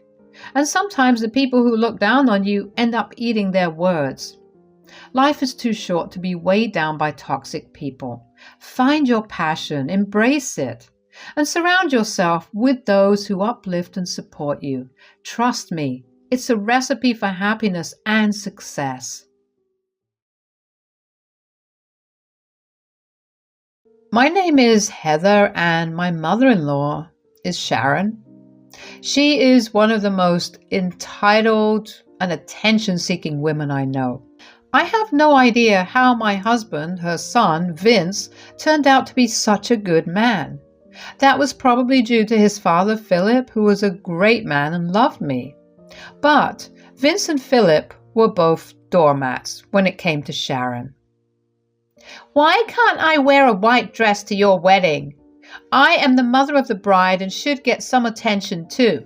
Why do you have to be so selfish and hound the limelight? I should be allowed to wear what I want." That's what my mother-in-law said to me when I vetoed the white wedding dress she was going to wear at my wedding. Sharon had a habit of sabotaging people's big day to get the limelight on herself. When people criticize her, she starts to cry and victimizes herself so that she is forgiven. Yes, she is a narcissist, but she refuses to get checked. Vince and Philip ignore her because they think it's less drama that way. So, Sharon got a free pass to harass me and everyone else in her life. After sabotaging my big days and relationship milestones, she was now attempting to wear a white, sparkly wedding dress to my wedding to Vince. Yes, it was from a bridal boutique, and yes, she actually bought that thing without consulting anyone. She was not happy when I said, "Look, I get it that you are the mother of the groom and want to look good, but the invites clearly say that no one else can wear white, let alone a wedding dress. You are being a bridezilla, Heather. This is no way to speak to your mother-in-law. It won't kill you to have me wear a white dress. You are just scared I will look better than you." This rule applies to everyone, Sharon. You can wear whatever you want, but not white. You need to return the dress and get something else. "Vince, will you let your freaking wife get away with this? She is being a brat." To her surprise, Vince agreed with my sentiments, and so did Philip. They made her return the wedding dress and get something in light pink. She sulked, but didn't say much. All good, right? Knowing Sharon? Probably not. I knew her well enough to know that she would get me some other way, and I was not disappointed. One day when we were at her house, she pulled me aside and said, "I need to tell you something important. It's not a request. I want you to do something for me at the wedding." "Okay, what do you want, Sharon?" "You are going to make a special thank you speech for me at your wedding." I was pretty taken aback by what I had just heard. At first, I felt that I had imagined the entire thing. Did Sharon really just tell me to dedicate a thank you speech to her? Thank her for what? For ruining my big days and trying to remove me from Vince's life? Nothing made sense to me. Sharon freaking wanted a separate thank you speech. I calmed myself down a bit and said, "I am not sure I heard it right or understood you properly, Sharon. Would you please repeat that for me?" "God, I always knew you were a dense, dumb girl. You don't have to prove me right all the time. I said that I want you to prepare a special speech for me where you will thank me for making your relationship and the wedding happen." But that's not quite true, is it? I don't know what you want me to say, Sharon. I think it would be more appropriate for Vince to say these things. Why don't you talk to him about it? "I know my son, Heather. He will definitely make a special speech for me. But people will expect that since I am such an amazing mother. It needs to come from you because people won't be expecting it. My friends would be so jealous and everyone would think I am such an amazing mother-in-law. This is the least you can do after not allowing me to wear what I want. There it was. Sharon was back at her attention-seeking shenanigans again. She wanted me to pretend that the whole wedding dress fiasco didn't happen. I was baffled by the sheer audacity of this woman. I had no idea why I was still being such a freaking doormat here. And I was slowly getting mad at Vince again for not standing up for me. Now here I had two options. One, I could say no and give Sharon the space to do something even more drastic as an attention-seeking tactic, or I could agree to her dumb demand and figure out how to turn against her. So I asked her for some time and went back home. For an entire week, Sharon kept blowing up my phone with her demands. I was still unsure about what to do. This was adding just way too much stress in my life, and I wanted to scream. Thankfully, one night, Vince noticed these texts and asked me about them. After I told him everything, he was furious. He said, "Heather, you don't have to do this. Ignore my insane mother. She doesn't deserve a thank you speech from you anyway." I know, but I'm scared that if I say no, she'll do something even more drastic. We know how far she can go, Vince. I'm just so helpless right now. I keep waiting for her to mess up my day or do something horrible again. I'm sorry, Heather. I never should have let it go this far. I know you have been under a lot of pressure. This is entirely my fault. I don't know how to help you now. God, I am so stupid. I keep thinking she'll change. She won't change, Vince. She needs help. And she needs to understand that we won't be doormats to her again. I think I will go ahead with the speech she wants so badly. No, Heather. You don't have to lie about my mom being awesome. This is just disrespectful to you. Who said I am going to lie? Vince looked at me confused, but soon realized what I was playing at. He asked me to explain, and I did. I was a little scared that he would get offended or tell me to change my mind, but he just looked amused and told me to go ahead with it. We discussed Sharon a little more and came to a decision. I informed Sharon that I would make a thank you speech for her. The day of the wedding went pretty smoothly, actually. Since I had given in to Sharon's demands, she kept her craziness to a minimum. I immediately knew that I had made the right choice. She was really looking forward to the speech, after which her attention-seeking behavior would start right back. The reception came to a close with the speeches. Vince did his speech and didn't mention Sharon at all. She looked a little annoyed and surprised at that, but when I started the speech, she looked hopeful. I thanked everyone in my life and made a romantic speech about Vince. Sharon looked bored through it all while the others cried. Then came the best part. Sharon was excited because she knew that this was her time to shine. I said, "So now that I have gotten over all the good parts, I will be talking about some unpleasant but important parts of my life with Vince. Sharon has specifically requested me to put this part where I thank her for everything. Like a good daughter-in-law, I decided to grant her this demand." I could see Sharon's face turning sour at what I just said. She could already tell that this speech wasn't going to be something that would bring her positive attention instead of making her feel like a celebrity. I would be airing out all the ridiculous stuff she has done to me over the years.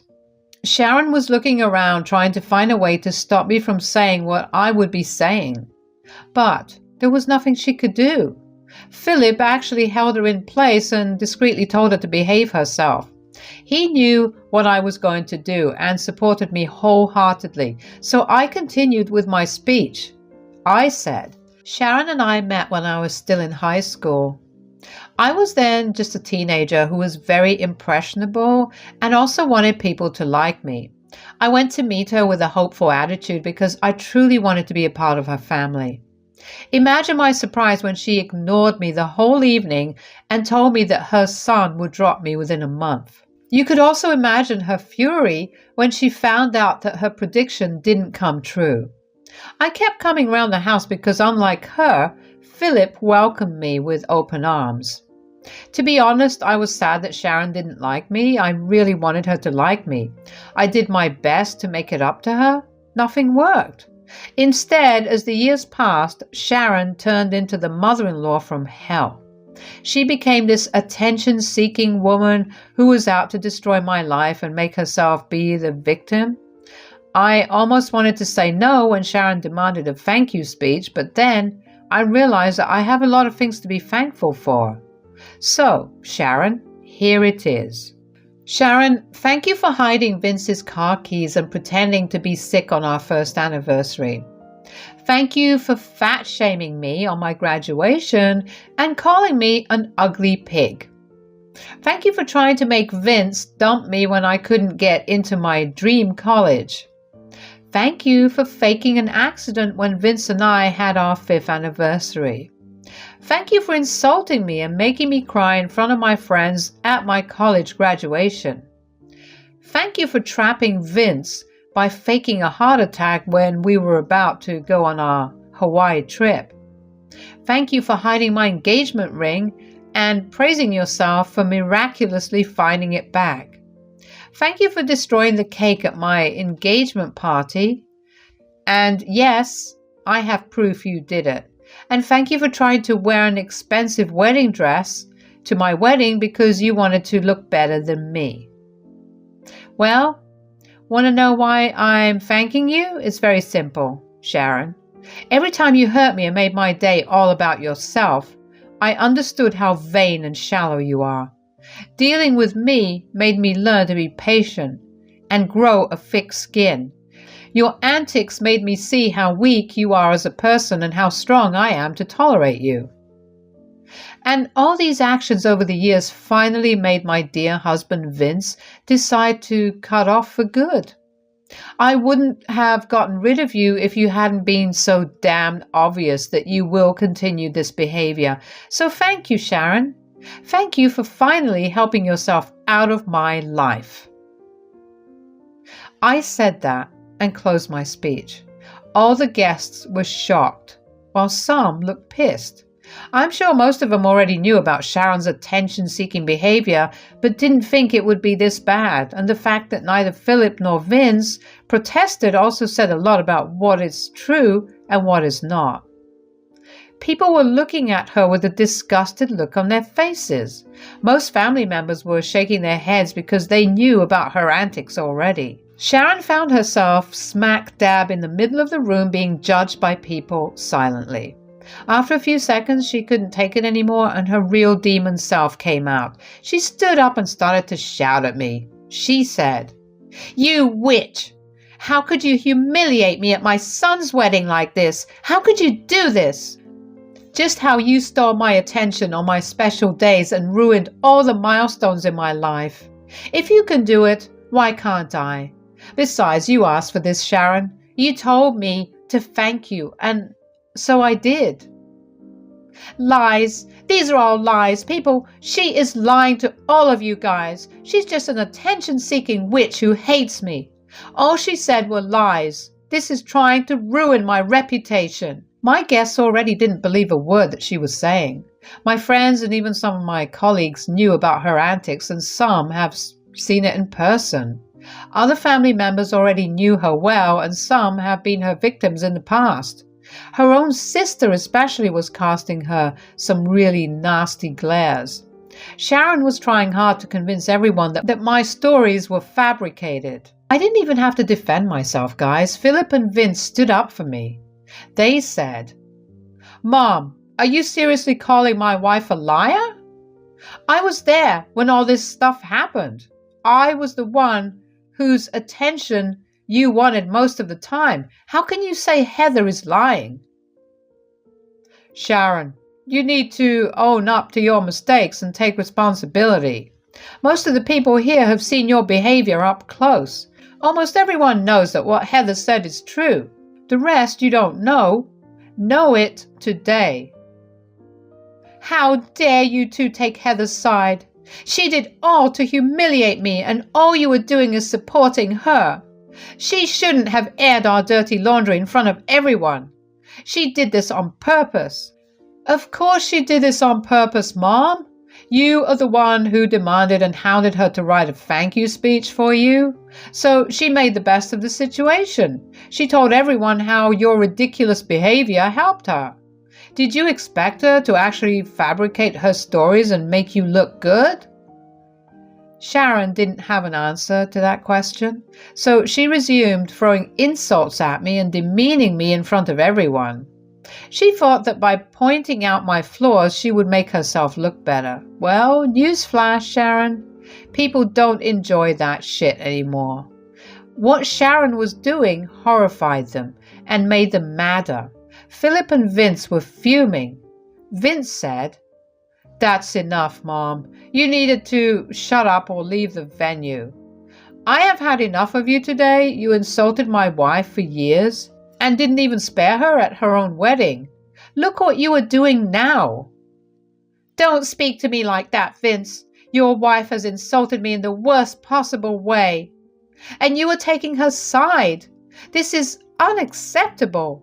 She just wants to be the center of attention and put me down to make herself look good.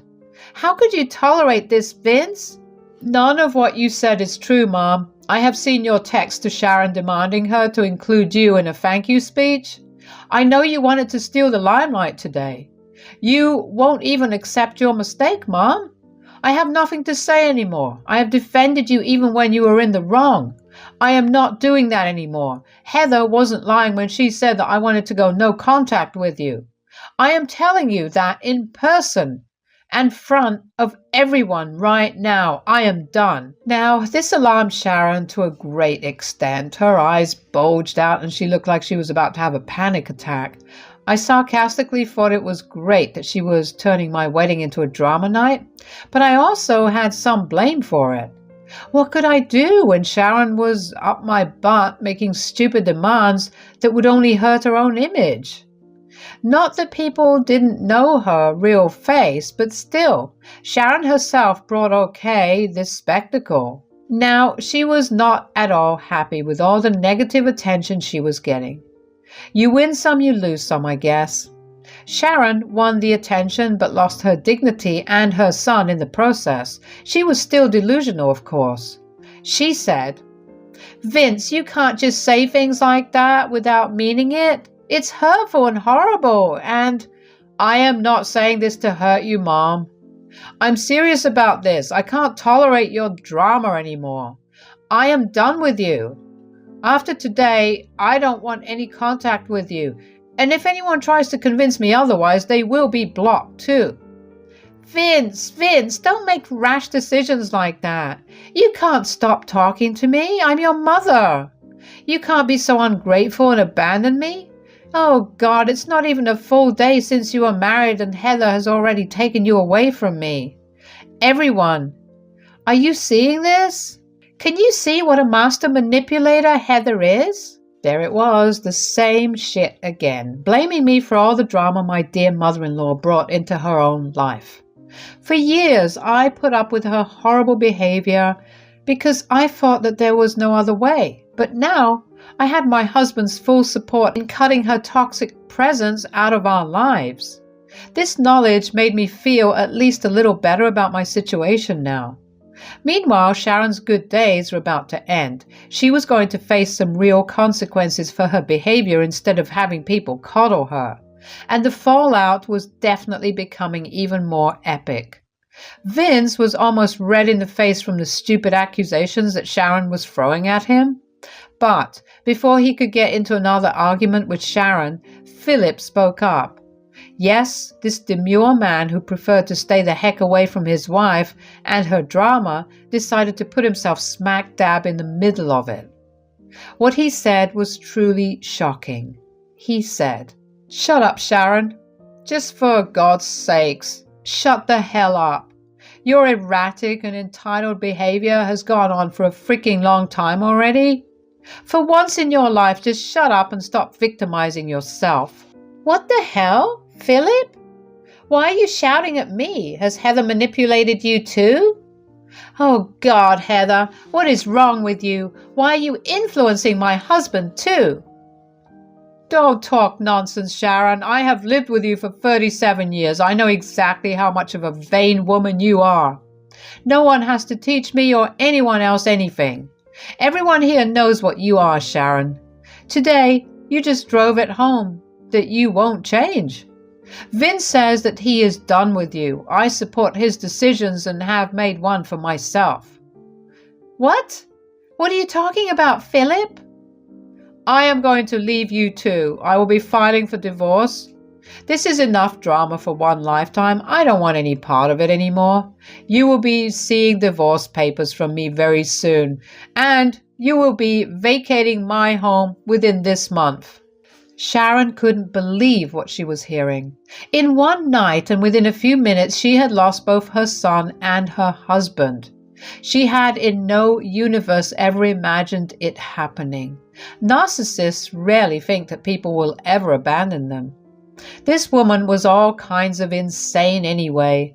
Since Vince and Philip never really stood up to her, she thought that she could push their buttons and never face any backlash. Well, she was wrong again. My husband already proved that he had a spine of steel, and now Sharon's husband showed it too. Sharon finally realized that she had messed up big time. At first, she couldn't believe Philip's words. She said, "You want to leave me? Over that witch Heather? Over a stupid freaking speech? Are you insane, Philip?" "No, I am not insane, Sharon. You are the insane one here. I have given you multiple chances over the years to amend your behavior and change yourself. I have lost friends and family because of your selfish and entitled behavior. But I will not tolerate this anymore. I won't lose my only freaking son and my daughter-in-law because of you." "Philip, you were not thinking straight. All I wanted was some validation that Heather wants me in her life and is thankful for my support in her relationship. I promise I won't ever do it again. Heather made a big deal out of nothing." Heather, Heather, Heather. This is all I hear from you, Sharon. All you do is blame Heather for your freaking mistakes. You want to portray this as a one-time thing? You want to say that Heather is the one who intentionally spoiled your image? Okay then, let me prove you wrong. Everyone here who knows us, would you like to remind my crazy soon-to-be ex-wife here of any stories you have about her behavior? I wasn't mad at all. This was the wedding of the century. Almost all my guests who knew Sharon had something or the other to say about her. Yes, they all had some crazy stories where Sharon intentionally sabotaged their big days or exposed her attention-seeking behavior. Family members had the worst stories, of course. I was slowly realizing why the extended family never kept much contact with Philip and Sharon or even Vince. They only resumed contact with me and Vince after we got into a relationship. Turns out they were tired of having to deal with Sharon's behavior, so they decided to stay away. Hell, even Sharon's own friends, whom she made me forcefully invite, had some bizarre stories about her sabotaging behavior. Everyone had a field day reminding Sharon about what she had done. She was overwhelmed and started to cry and apologize to everyone. Philip said to Sharon, "Now, do you have any more doubts about why I'm leaving you?" "Philip, please, I know I have done some horrible things in life, but I will change. Please don't do something so drastic. Vince, please ask your father to consider your poor mother." "You are not some poor mother, Mom. And no, I support Dad completely, so I am not going to make him change his mind. You are on your own." Sharon was stuck apologizing to the crowd while also begging and pleading with both Vince and Philip for forgiveness. The guests were disgusted at her and her antics. She even tried to ask me for forgiveness, but I just moved away from her. In the end, everyone's words became too humiliating for Sharon to handle, so she cried and ran out of the venue. No one went after her. After her departure, our party continued as usual. The reception was almost done, so it's not like any part of my wedding got spoiled. The guests didn't mind the drama, and neither did I. As the days passed, Sharon realized that both Vince and Philip meant every word they said. Vince and I blocked her on all our social media and phones. She was turned away from the door when she came begging and crying for help. Why was she asking us for help? Well, as Philip said, he was divorcing Sharon and making her homeless. The house belonged to him because it was a part of his inheritance, so it was not a marital asset. Philip and Sharon both had jobs, so there is no case for alimony either. Sharon would soon be homeless and wanted us to take her in or something.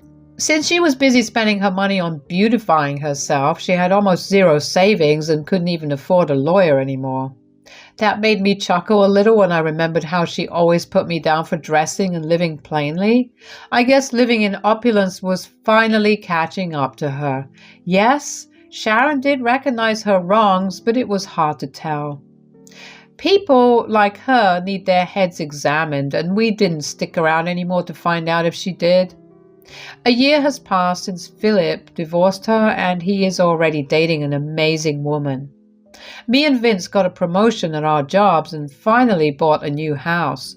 Thankfully, Sharon has stayed away from us. Actually, she does call and text sometimes, but we never answer. She has moved in with a distant relative of hers because she was the only one who offered her any sort of assistance. She now lives far away in a different state, and I hope she never comes back.